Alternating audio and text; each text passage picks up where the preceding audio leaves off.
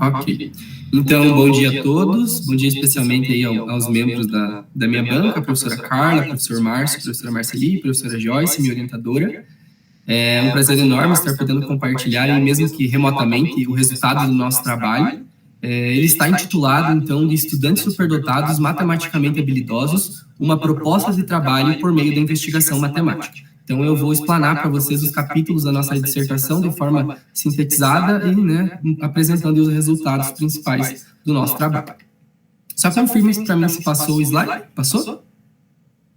Passou, João. Ok, beleza. Obrigado, professor. Então, na introdução, recorre a nós falarmos o porquê que esse trabalho foi desenvolvido. Acredito que, de forma explícita na sociedade, a gente consegue evidenciar uma certa diversidade, né? E aproximando essa diversidade para a sala de aula, para o ambiente escolar, a gente tem salas de aula muito heterogêneas, que fazem com que o professor precise atender diferentes públicos. E aí, dentro desse público, nós temos estudantes superdotados também, sejam eles avaliados ou com indicadores, né, que ainda não foram identificados. E em decorrência de muitos mitos, às vezes, esses estudantes acabam ficando invisíveis nesse cenário pela ideia de muitos estereótipos aí que acontecem na área. E recorrendo especificamente à superdotação, no âmbito da superdotação matemática, né, o estudante superdotado matematicamente habilidoso, a gente encontra na literatura que há uma escassez muito intensa em relação a essas pesquisas aí na área. São poucos os trabalhos de tese, dissertações e artigos que nós encontramos nesse cenário. Então, é por isso que nós nos pautamos na investigação matemática enquanto uma metodologia de ensino no âmbito da matemática para possibilitar estratégias e ações no âmbito do atendimento desses estudantes superdotados matematicamente habilidosos. E aí nós trazemos como problema de pesquisa como estudantes superdotados matematicamente habilidosos, regularmente matriculados no ensino fundamental anos finais, resolvem tarefas exploratórias por meio da metodologia de ensino de investigação matemática. Traçando os nossos objetivos, nós trazemos então como objetivo geral compreender como estudantes superdotados matematicamente habilidosos resolvem tarefas exploratórias em um ambiente de investigação matemática e como os objetivos específicos, a compreensão do sujeito superdotado, convergindo então para o superdotado matematicamente habilidoso e a compreensão da investigação matemática, a identificação dos desafios pelo professor nesse âmbito da investigação matemática, a organização e realização da intervenção pedagógica, que aconteceu integralmente de forma online, em virtude de ser desenvolvida em um momento pandêmico, e evidenciando aí, a partir das tarefas exploratórias, categorias que emergiram durante a aplicação das tarefas. E, por fim, a elaboração do produto educacional, que a forma final dele foi em formato de um e-book. Trazendo o nosso capítulo 1, nosso referencial teórico, no que diz respeito à compreensão das altas habilidades de superdotação, nós vemos na literatura que não há uma definição universal do que é, né, as altas habilidades de superdotação, e sim várias teorias que abarcam aí em seus referenciais diferentes concepções. Em relação aos direitos que essas pessoas têm, são garantidos pela Constituição Federal, no artigo 208, pela Lei de Diretrizes e Bases e também pelo Plano Nacional de Educação Especial de 2008. Nesse cenário, é preciso que a gente compreenda que esses estudantes eles estão inseridos na educação especial, fazem parte do público-alvo, então nós também precisamos discutir sobre a inclusão escolar desses estudantes, respeitando essas diferenças e acolhendo essas minorias, e infelizmente nós verificamos que nesse cenário as estatísticas nos revelam que há um crescimento muito tímido em relação ao número de alunos identificados e que realmente estão sendo atendidos. Nesse cenário das altas habilidades, nós percebemos a presença de muitos mitos, que são ideias equivocadas, que acabam impactando diretamente na forma de identificar esse sujeito superdotado, assim como na forma de atendê-lo. No Brasil, atualmente, a gente adota o modelo de superdotação dos 3 anéis para a compreensão, que é o modelo adotado pelo MEC, que é do Joseph Ranzulli, que tem como principal finalidade a autorrealização do sujeito superdotado e também o aumento de reservas para as pessoas aí que estarão contribuindo no futuro da sociedade. O Ranzulli ele fala para nós que há um comportamento de superdotação quando há interação de 3 traços, sendo eles a criatividade, o comprometimento com a tarefa e uma habilidade acima da média, sendo possível essa manifestação em qualquer área de conhecimento. A interação dessas 3 atividades, dessas 3 características, é o que ele chama de comportamento de superdotação. Mais tarde foram incorporados no seu modelo traços não cognitivistas, como, por exemplo, a questão da escola, da família e dos amigos, que, segundo o autor, também influencia no desenvolvimento dessas habilidades. O autor contempla para nós em seu modelo a diferenciação de duas situações, sendo o superdotado do tipo acadêmico e o superdotado tipo criativo produtivo. Porém, para fins da nossa pesquisa, nós adotamos o modelo tripartido de alta capacidade, que é um modelo de um americano, chamado Stephen Pfeiffer, e ele tem como principal objetivo conciliar discussões e também impulsionar realmente a prática. A principal justificativa para a nossa escolha é porque ele traz também uma questão mais específica da superdotação acadêmica e de forma mais ampla no âmbito da superdotação acadêmica, revelando aí como crianças que demonstram um desempenho excepcional ou têm uma evidência desse desempenho excepcional. E ele divide essa questão da alta capacidade em 3 lentes, que é a alta inteligência, que são aqueles estudantes que terão pontuações altas em testes de QI e que serão recomendados programas e currículos acelerados e avançados.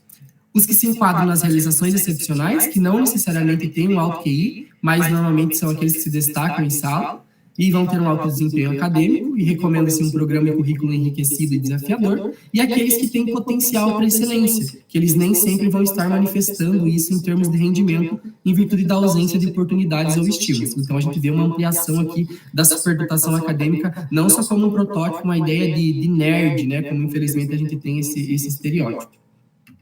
Ele elenca algumas razões do seu modelo para identificação, dentre elas aí está dados para participar em programas especiais, a questão da sincronia, da compreensão de uma possível assincronia, auxiliar diagnóstico de múltipla condição, avaliar possibilidades de aceleração, tendo em vista que a gente está trabalhando com superdotados acadêmicos, e então ele elenca aí essas características principais para a identificação.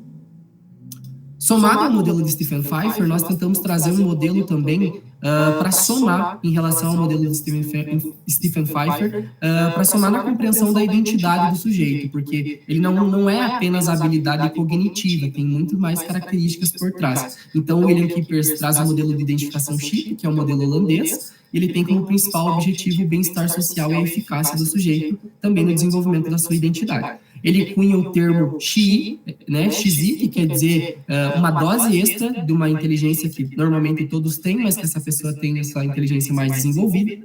E ele cunha o termo também CHIP, que quer dizer pessoa extra-inteligente ou pessoa extra-intensa. Essa inteligência ela pode ser manifestada em qualquer inteligência humana.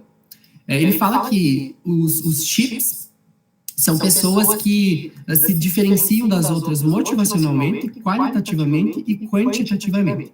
Então, para ele não utiliza muito o termo superdotado, porque ele acredita que carregam fardos implícitos, né, em relação à questão da iminência, por exemplo, na vida adulta. E ele fala para nós que para ser um chip, então, vai ter 3 características dentro de um leque de 5. Entre elas estão a questão da habilidade intelectual, a curiosidade, a automotivação, a autonomia e a sincronia, que vai estar pautada, então, a sincronia principalmente no desenvolvimento assincrônico da proposta da Linda Silverman.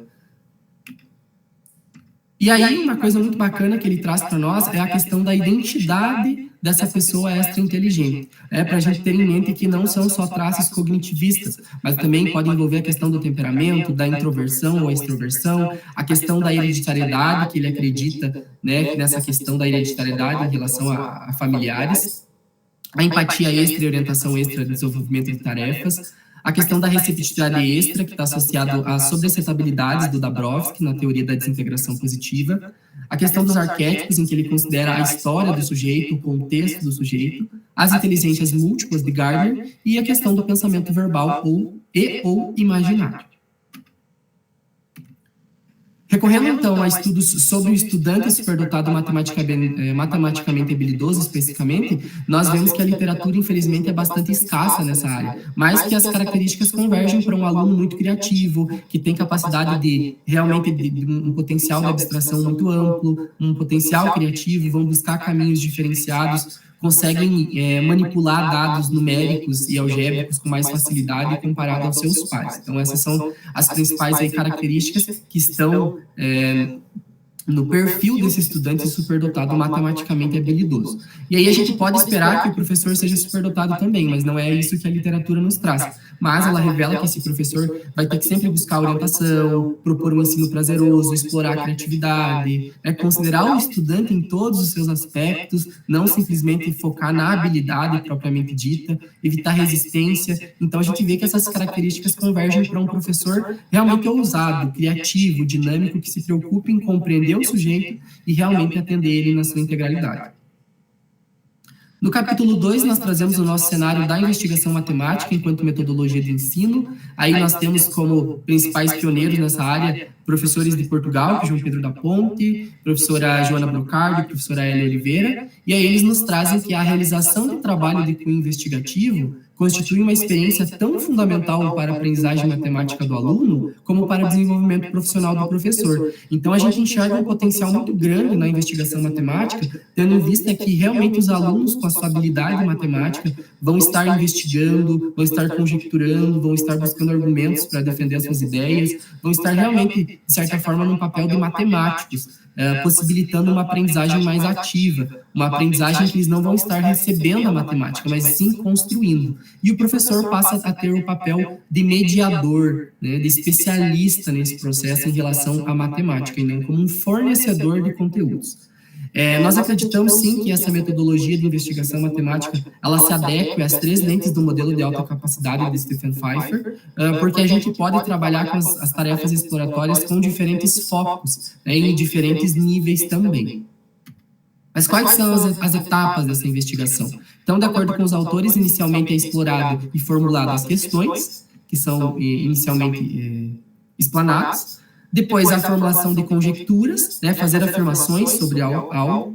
Em seguida, são feitos testes e reformulações em relação às conjecturas feitas. E, por fim, é feito a justificação e avaliação dessas conjecturas. Sendo que esses passos eles podem né, pular a ordem no momento, de acordo com o que os alunos estão fazendo. Né, e podem fazer a junção de etapas também. Em relação aos nossos aspectos metodológicos, foi o caminho que a gente seguiu para desenvolver a pesquisa. Então, nós trazemos uma abordagem qualitativa, né, de delineamento exploratório, qualitativa e interpretativa, abordagem, né? Participaram da nossa pesquisa 5 estudantes do NAS, que é o Núcleo de Atividades para Altas Habilidades de Superdotação do Paraná. Né? Todos os estudantes que tinham o perfil foram apresentados à proposta via Google Meet, né? Porém nós tivemos aí a adesão de 5 estudantes. Esses 5 estudantes, ali eu descrevi como A e B, são 2 estudantes do 6º ano, o estudante C, um estudante do 8º ano, e o estudante D e E, estudantes do 9º ano. Então, como eu mencionei, estudantes do ensino fundamental, todos com o perfil de superdotação acadêmica, especialmente superdotados matematicamente habilidosos. Nossa proposta aconteceu, como já mencionei também, totalmente online, em virtude da pandemia, e os alunos foram divididos em 2 grupos. Um grupo que nós categorizamos como nível 1, que eram os alunos do 6º ano, e um grupo de nível 2, que eram os alunos de 8º e 9º ano. Então, a aplicação, como eu mencionei, foi feita totalmente online. E aí nós contamos com recursos e instrumentos para a produção de dados, que foi o Google Classroom, o Google Forms e o Google Meet, que nos possibilitaram a troca de materiais e também as aulas síncronas, né? Todas as nossas aulas foram síncronas.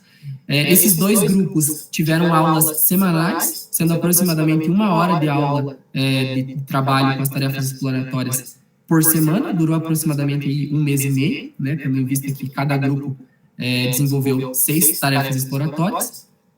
E para a nossa produção de dados, nós aplicamos um questionário de pré-intervenção para ver a questão do contato com a matemática, experiências com a matemática e a investigação matemática, a intervenção com as tarefas exploratórias, que eu já vou falar daqui a pouco, e a pré-intervenção e a pós-intervenção com um questionário com perguntas abertas para ver esse resultado da pesquisa e como eles acolheram a nossa proposta também. E o tratamento de dados e análise foi feito a partir das 2 últimas atividades, né? Foram atividades que mais houve envolvimento, através da análise de conteúdo de Bardet. Essa intervenção, ela contou, então, com 12 atividades, e dentre elas tem atividades de nossa autoria, atividades adaptadas com base em outros autores, e atividades já existentes que estavam no contexto da investigação matemática. O nosso produto educacional, então, só para explanar rapidinho, ele é um e-book em que nós contemplamos o referencial teórico, em que nós contemplamos todas as informações de forma dinâmica. Ele foi produzido através do Canva. E nós trouxemos, então, o referencial teórico, a estrutura das aulas, o roteiro das atividades. Esse item, na prática, são aulas transcritas, como aconteceram na prática, para o professor ter uma ideia de como aconteceu no nosso trabalho. As considerações, as referências, e nos anexos nós já trazemos as atividades prontas para uso, sem paginação, para que o professor já possa diretamente imprimir ou projetar esse material. No capítulo 4, nós trazemos os resultados de discussões, primeiramente em relação à pré-intervenção, com as questões que tiveram o intuito de ver esse sentimento do aluno em relação a uma atividade matemática. Então, eles buscam realmente diferentes formas e caminhos de resolver um problema, atividades em que se aplica o intelecto e criatividade ao máximo, né? Me sinto muito satisfeito com isso, me sinto mais confortável em fazê-la, né, em relação à matemática. Então, a gente começa a observar realmente um cenário propício para a utilização da investigação matemática, em que eles vão buscar soluções potencialmente produtivas, compreender a matemática de forma mais profunda, e aí nós precisamos, então, recorrer a essas necessidades mais desafiadoras e se questionar sobre as questões da condição da escola, do professor, da prática pedagógica com esses alunos. Em relação às concepções de experiências com a investigação matemática, duas das respostas mencionadas se aproximam do que é a investigação, realmente de se pesquisar, de se inquirir, de se buscar respostas, né? Então, esses estudantes vão ser convidados a agir como um matemático, na formulação, nas provas e refutações. As atividades de mais interesse, é bem interessante a gente reforçar também que, por mais que nós estejamos trabalhando com um grupo de estudantes superdotados, matematicamente habilidosos, mesmo que seja da mesma idade, não necessariamente eles vão ter o mesmo interesse no mesmo eixo da matemática. Então, é uma variação bem grande também. Os resultados de intervenção, como nós mencionamos nos objetivos específicos, foram as categorias que emergiram a partir das atividades analisadas, né? Foram categorias que surgiram a posteriori, a partir da frequência e recorrência das atividades analisadas, que foi a integração das etapas da investigação em matemática, o imediatismo na justificação de conjecturas, a consistência do vocabulário matemático, o reconhecimento voluntário de erros, o estilo próprio de pensamento e a abertura para o enriquecimento curricular.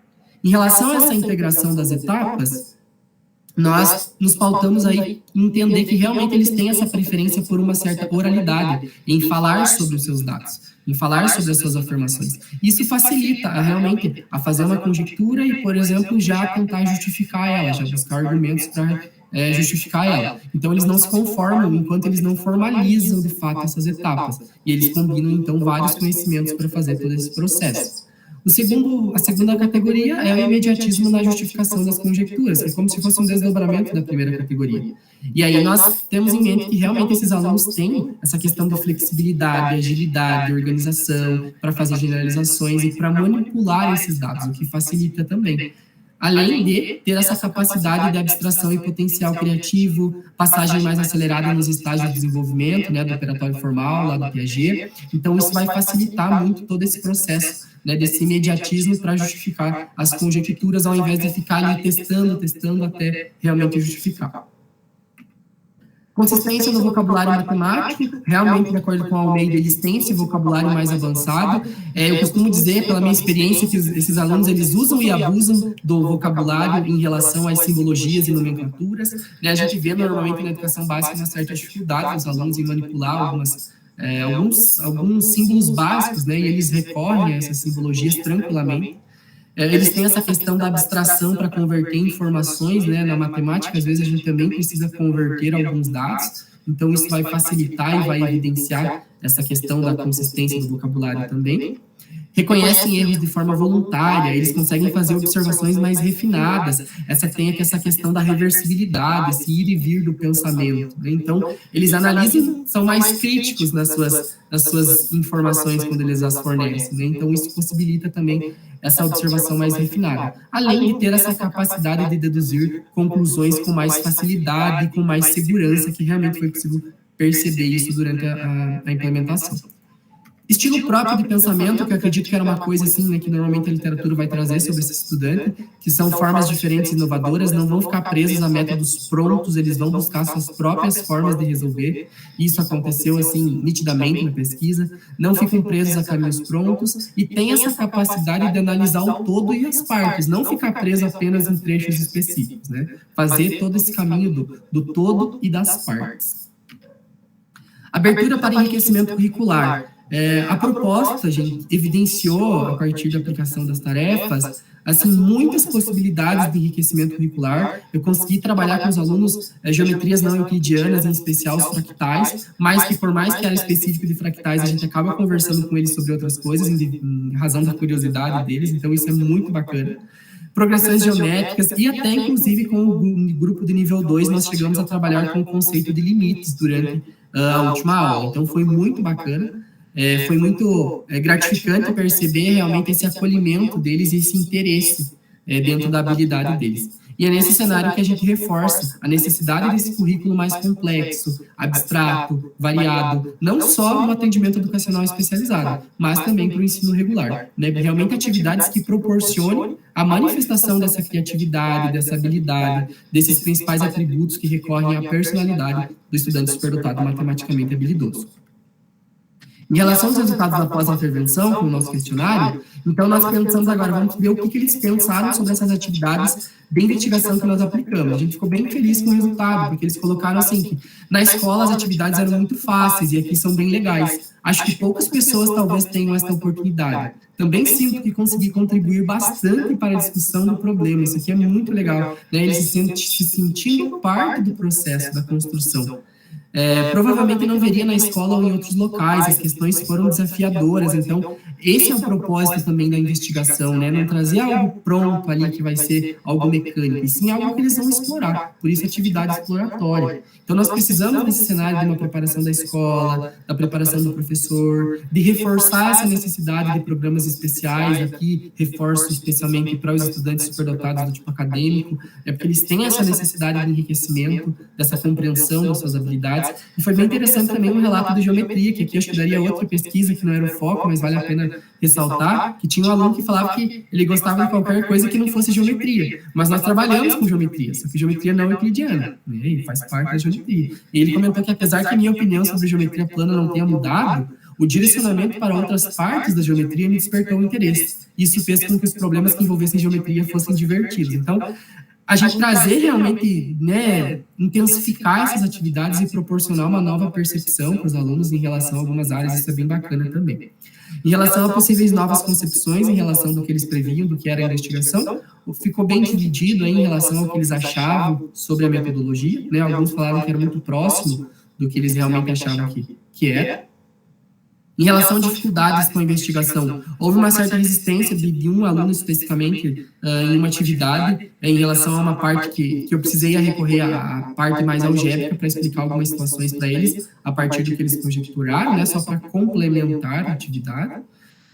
Mas, né, aí é a importância da formação do professor, entender que o aluno não está resistindo, não está te desafiando, mas sim que ele tem essa sede, essa curiosidade de aprender, que é algo intrínseco a ele. Então é importante o professor saber lidar com essa questão.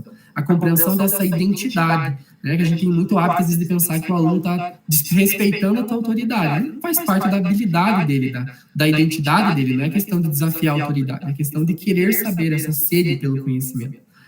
Em relação às experiências mais interessantes, muito legal também perceber que todas as atividades que eles escolheram foram atividades de fractais. Alguns mencionaram que já tinham ouvido falar de fractais, mas nunca tinham realizado atividades de fractais.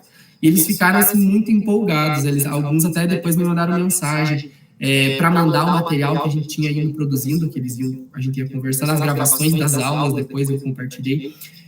Porque realmente os alunos ficaram muito interessados nessa parte de fractais e se envolveram assim intensamente nas atividades, especialmente de fractais. E realmente, nesse cenário, a gente consegue, a partir da investigação, abordar as necessidades escolares adequadas desse superdotado do tipo acadêmico, nesse contexto, para nós, o superdotado matematicamente habilidoso. E aí, nós precisamos, então, buscar ações educacionais que favoreçam esse potencial. A gente precisa entender que quando a gente está trabalhando com o superdotado acadêmico, quantidade e qualidade não são sinônimos. Não vou levar mais problemas para ele resolver mais tarefas, eu tenho que pensar na qualidade dela, no que ela vai proporcionar nesse cenário. Em relação às nossas considerações, então, aí a caminho de conclusão, trago uma citação de Mantoan, que diz para nós que a inclusão não quer absolutamente dizer que somos todos iguais. Inclusão celebra, sim, nossa diversidade, diferenças com respeito e gratidão. É realmente a gente convergir esse acolhimento dessa minoria, né, que são os superdotados, e entender que muitos estereótipos rondam nesse cenário, que a gente precisa quebrar isso, para que eles se sintam confortáveis, parte do ambiente e realmente consigam fazer a diferença onde estiverem inseridos. Nós acreditamos muito nas contribuições, tanto no âmbito da educação matemática, quanto no âmbito da educação especial, para o atendimento educacional especializado dos estudantes superdotados matematicamente habilidosos. Então, nós acreditamos, sim, que o nosso trabalho traz contribuições para esses dois cenários. E respondendo principalmente à nossa questão de pesquisa, nós conseguimos realmente enxergar a investigação em matemática enquanto um espaço, enquanto um ambiente propício para a manifestação dessas habilidades, para o aparecimento aí de possibilidades de enriquecimento curricular, né, muito bacanas, muito intensas e que realmente geram o engajamento e envolvimento dos estudantes de forma bastante intensa. Acreditamos também na contribuição social do nosso trabalho, porque nós tentamos, né, como eu conversei com a professora Joyce, construir um referencial teórico no âmbito das altas habilidades, que até ficou mais extenso em relação ao referencial da investigação, porque nós queríamos também trazer no nosso trabalho essa contribuição social, tanto para a leitura dos professores, que vão começar a compreender um pouco mais sobre a questão das altas habilidades e superdotação, num cenário mais multidimensional, mais humano mesmo, para a compreensão dessa identidade, né, quanto para as pessoas também com altas habilidades que de repente desejem ler o trabalho. Então, até convergindo lá, chegando o estudante superdotado matematicamente habilidoso. Nós também enxergamos as potencialidades do nosso produto educacional, acreditamos que ele é um facilitador no trabalho com estudantes superdotados e matematicamente habilidosos, e ele proporciona, sim, sem dúvidas, possíveis adaptações para que o professor realize também na sala de aula regular, né, com atividades aí em que o aluno se sente parte, né, que ele sente realmente prazer em fazer parte desse processo de uma matemática que é construída e não uma matemática que é depositada. A matemática, para nós, não é o objetivo final, eu sempre falo isso, né, sempre tento trazer isso na minha prática, ela é apenas o nosso caminho ali de construção. As referências que eu trago do nosso trabalho, da nossa dissertação, em específico aqui dos slides, gostaria de aproveitar, antes de me colocar à disposição para as referências e questionamentos da banca, agradecer a todos que estão participando e compartilhando nesse momento, agradecer especialmente à minha orientadora, a professora Joyce, por todo o acolhimento e paciência, né, nesse processo, mas acho que a gente aprendeu muito juntos, assim, foi muito enriquecedor.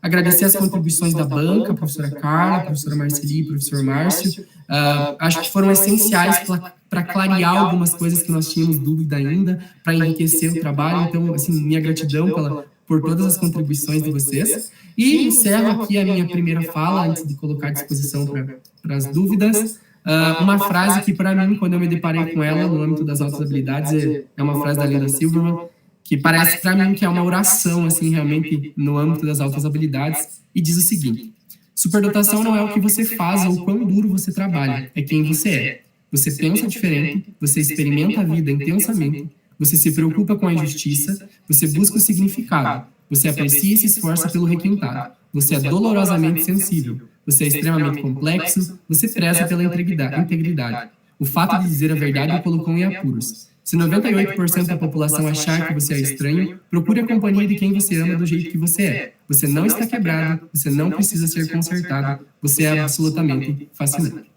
Acho que era isso, pessoal. Obrigado pelo acolhimento de todos para assistir a defesa e me coloco à disposição aí aos questionamentos de todos.